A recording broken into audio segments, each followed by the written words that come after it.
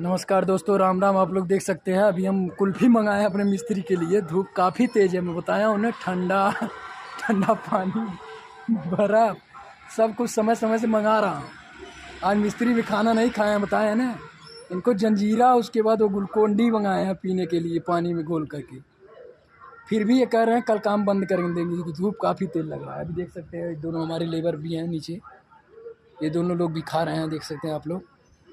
अभी इन लोगों के लिए कुल्फ़ी मंगाए हैं, हम भी खा रहे हैं कुल्फ़ी साथ में, क्योंकि हम नहीं खाएंगे तो हमारा तबीयत ख़राब हो जाएगा। तो ये लोग मौज करने लगेंगे, क्योंकि अभी फ़ोन करके कहते हैं कि चाला नहीं है काम का। ये मिस्त्री हमारे